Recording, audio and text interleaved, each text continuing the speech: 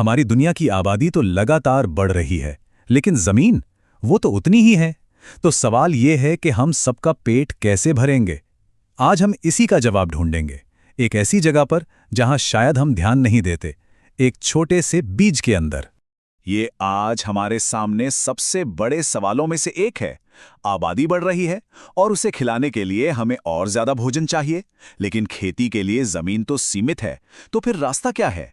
देखिए, अतीत में हरित क्रांति जैसे तरीकों से हमने खाने का उत्पादन तो बढ़ाया, पर उसकी एक बड़ी कीमत चुकानी पड़ी। हमारे प्राकृतिक संसाधनों पर बहुत ज्यादा दबाव पड़ा, जिससे पर्यावरण का संतुलन बिगड़ने का खतरा पैदा हो गया।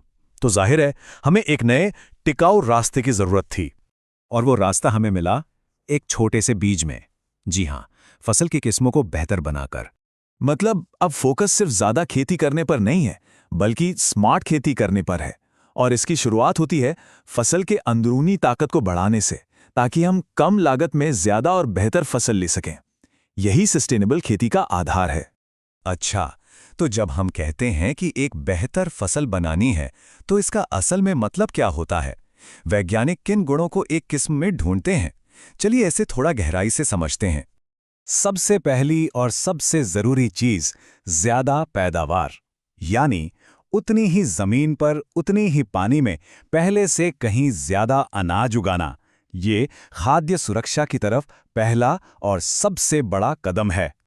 लेकिन बात सिर्फ पेट भरने की नहीं है, सही पोषण की भी है। तो दूसरा बड़ा लक्ष्य है क्वालिटी। जो भी उग रहा है वो ज्यादा पौष्टिक होना चाहिए। सोचिए, ऐसी दालें जिनमें प्रोटीन ज्यादा हो, या ऐसे तिलहन जिनसे बेहतर क्वालिटी का तेल मिले। ये पोषण सुरक्षा का अगला लेवल है। अच्छा, अब सोचिए, फसल तो अच्छी है, पर उससे कीड़े या बीमारियां लग गईं तो? इसीलिए अगला जरूरी गुण है बीमारियों और कीटों से लड़ने की ताकत। साथ ही वो बदलते मौसम का सामना भी कर सके, जैसे सूखा पड़ना, ज्यादा गर्मी या जमीन में खारापन। और हाँ, एक और कमाल की चीज है फसल के पकने का समय कम करना। इससे किसान की लागत बचती है। ये सारे गुण मिलकर एक फसल को सुपर रेजिलिएंट और बहुत एफिशिएंट बनाते हैं। ये सब सुनने में तो बहुत अच्छा लगता है, पर सवाल ये है कि वैज्ञानिक ये सारे बेहतरीन गुण एक ही पौधे में लाते कैसे हैं? इसके पीछे एक बहुत ही मजेदार साइंस है। इस कमाल की टेक्निक को कहते हैं हाइब्रिडाइजेशन या संकरण। इसका फंडा बहुत सिंपल है। दो अलग अलग पौधे लो, दोनों में कोई ना कोई खास बात हो और उन्हें क्रॉस करा दो। नतीजा, एक नई पीढ़ी जिसमें उम्मीद है कि दोनों की अच्छी बातें आ जाएंगी। अगर ये थोड़ा मुश्किल लग रहा है तो इसे पशु प्रजनन की तरह सोचिए। जिस तरह हम अलग अलग नस्ल के जानवरों की अच्छी खूबियों को मिलाकर एक बेहतर नस्ल बनाते हैं, ये बिल्कुल वैसा ही है। जैसे मान लीजिए हमारे पास साहिवाल जैसी देसी गायें हैं जो बीमार कम पड़ती है। दूसरी तरफ है जर्सी गाय जो दूध ज्यादा समय तक देती है। अब हमारा लक्ष्य क्या होगा? बिल्कुल एक ऐसी गाय तैयार करना जिसमें बीमारी से लड़ने की ताकत भी हो और जो दूध भी ज्यादा समय तक दे। तो ये प्रोसेस बहुत सिस्टमैटिक तरीके से होता है।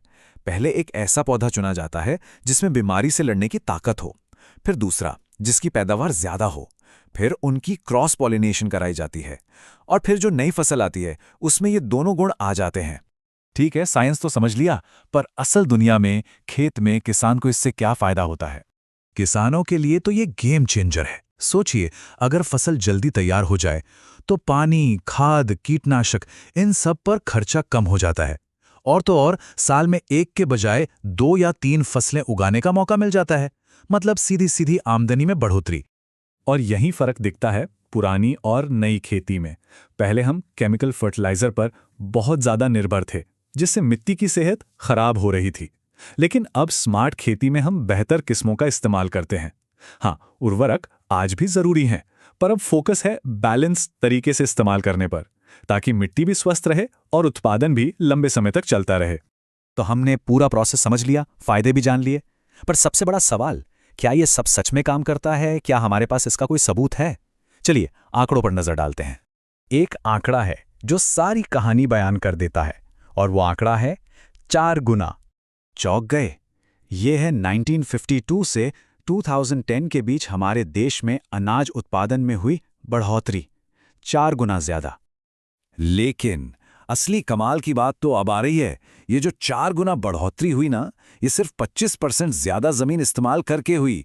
इसका मतलब साफ है, ज्यादातर तरक्की बेहतर बीजों और साइंटिफिक तरीकों से आई, ना कि सिर्फ ज्यादा खेत जोतने से। ये एफिशिएंसी की जीत है। तो ये आंकड़े एक बात साफ कर देते हैं, अगर हमें खाद्य सुरक्षा चाहिए, वो भी पर्यावरण को बिना नुकसान पहुंचाए, तो फसल की किस्मों को बेहतर बनाना ही सबसे दमदार रास्ता है। ये साइंस की एक असली जीत है। तो जो लोग एग्रीकल्चर का भविष्य बनाने वाले हैं, उनके लिए ये एक बड़ा सवाल है। जैसे जैसे दुनिया बदल रही है, मौसम बदल रहा है, नई नई चुनौतियां आ रही हैं, तो बेहतर फसलों की अगली पीढ़ी मानवता की कौन सी बड़ी समस्याओं को सुलझाने में मदद करेगी? जवाब आप जैसे लोगों के हाथों में है।